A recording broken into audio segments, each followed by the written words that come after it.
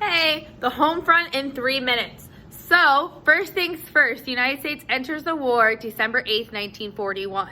Okay? In doing so, the United States quickly mobilized and was able to out-manufacture war materials than all the Axis powers combined very quickly, and they were able to do so by, your first vocabulary word for the day, the War Production Board.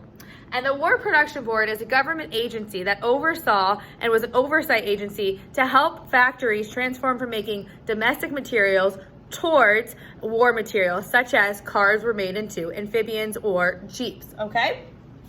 Next things next, they were able to have all these materials with the practice of rations, okay? That's another key term for you. So rations is the limiting of being able to purchase goods or materials. They would ration rubber, food, anything to ensure that the troops overseas had enough materials to be able to fight a war against the Axis powers.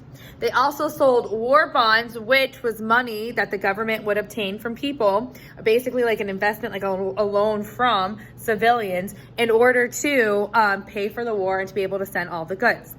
However, prior to the attack of Pearl Harbor, the United States was gearing up for war, and they passed the Selective Service Act, or the Selective Service and Training Act of 1940. This was the first ever peaceful draft in the United States history, okay? This drafted about 16 million young men to go fight in war, even prior to Pearl Harbor. So the government kind of knew things were going to happen and they were going to have no choice but to enter the war. So they already had troops ready to go. Even more importantly, we have women actually entering the military.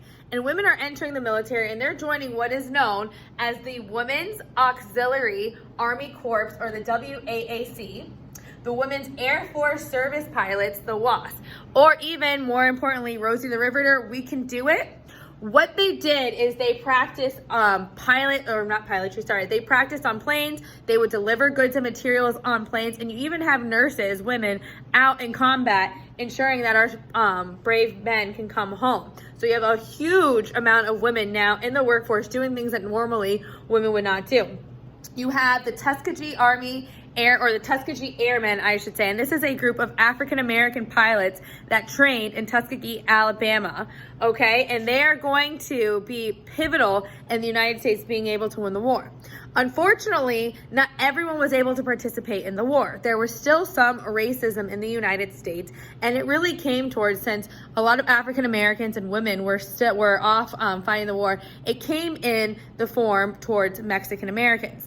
And the reason was because Mexican Americans were home cultivating the land.